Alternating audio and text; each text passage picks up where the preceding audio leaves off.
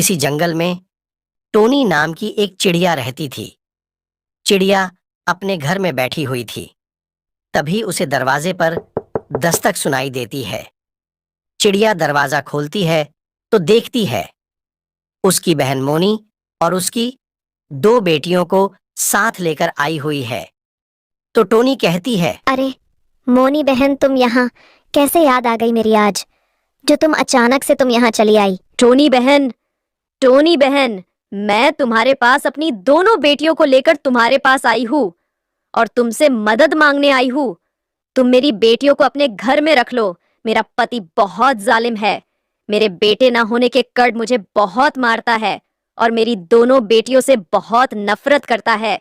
किसी दिन वो मेरी दोनों बेटियों को मुआ देगा, इसीलिए तुम मेरी दोनों बेटियों को अपने पास रख लो। और टोनी कहती है, मोनी, परेशान मत हो, मैं तुम्हारी दोनों बेटियों को अपने पास रखने को तैयार हो।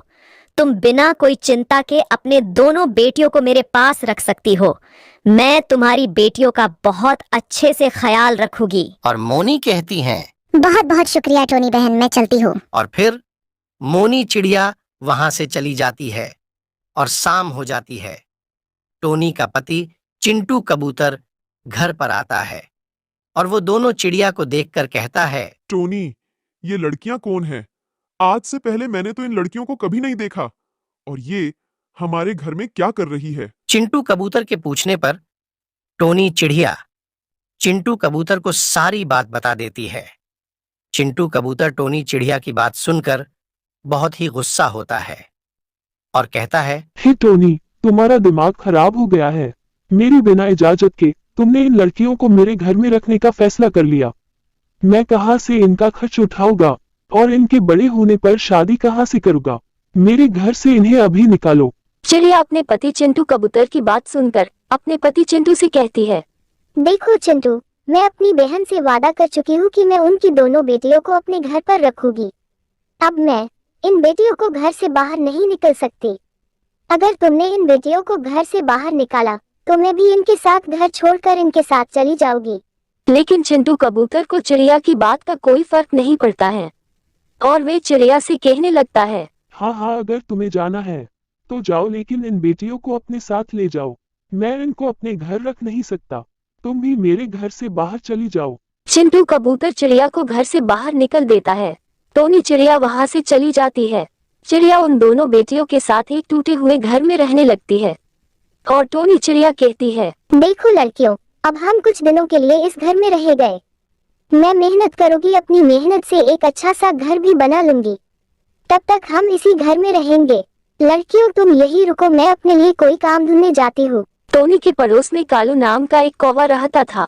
टोनी चिड़िया कालू कौवा के पास मदद मांगने आती है और चिड़िया कहती है, कौवा भैया, मेरी दोनों बेटियां हैं। मुझे उनका खर्च उठाने के लिए काम की तलाश है। मुझे कोई काम बता दे। चिड़िया बहन, लगता आप इस जंगल में नहीं आई हो। यहाँ के सारे पक्षी खेती करते हैं। यहाँ की कोई पक्षी अमीर नहीं है जहाँ तुम काम कर सको, इसलिए तुम्हें यहाँ कोई काम नहीं मिलेगा। हाँ, तुम खेती कर सकती हो यहाँ। लेकिन कालू भैया, मुझे तो खेती करना भी नहीं आता, फिर मैं कैसे खेती कर सकती हूँ?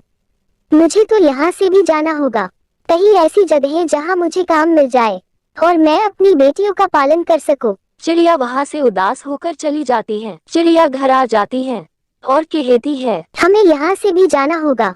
यहाँ के सारे पंछी खेती करते हैं, यहाँ हमें कोई काम नहीं मिलेगा और हमें खेती करना भी नहीं आता।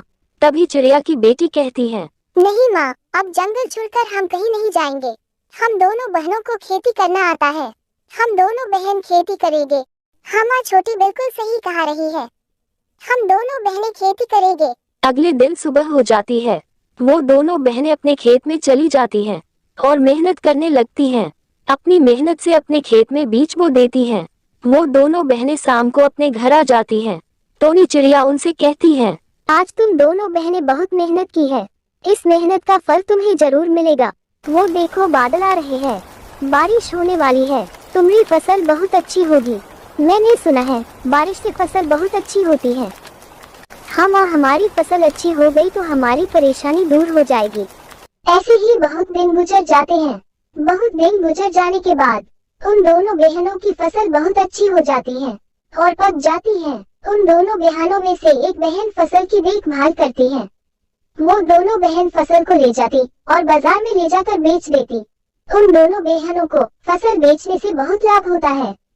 चिड़िया उन दोनों की मेहनत से बहुत खुश हो जाती है और छोटी कहती है, ये देखो माँ, हमने अपनी मेहनत से कितने सारे पैसे कमा लिए हैं और अपनी माँ को भी अपने पास ले आएंगे और हम अपने लिए एक अच्छा सा घर खरीदेंगे। और कालू कौवा कहता है, आज से पहले किसी पक्षी को इतना लाभ नहीं हुआ जितना लाभ इन फसल से तुम्हारी बेटी को हुआ है। तुम्हारी तो जादुई बेटियां हैं। कालू भैया, ये दोनों बहनें मेरी बहन की बेटियां हैं। मैं इन दोनों बहन को अपनी बेटी की तरह रखा है। अब मैं चलती हूँ, हमें अपने लिए एक अच्छा सा घर भी खरीदना है। और चिड़िया वहाँ से चली जाती है और दोनों बहनें अपनी मेहनत से एक अच्छा सा घर खरीद लेती हैं और दोनों बहनें अपनी माँ के साथ खुशी खुशी रहने लगती हैं। चलो बेटियों, तुम्हारी माँ मोनी को अपने साथ लेने जा रहे हैं। उसे भी अपने साथ लेकर आएंगे और वो भी हमारे साथ इस घर में रहेगी। तुम्हारी असली माँ ये सब देखकर बहुत खुश हो जाएगी। दोस्तों, ये है आज की नई कहानी। तो इस चैनल को सब्सक्राइब कर दीजिए और इस वीडियो को लाइक कर दीजिए।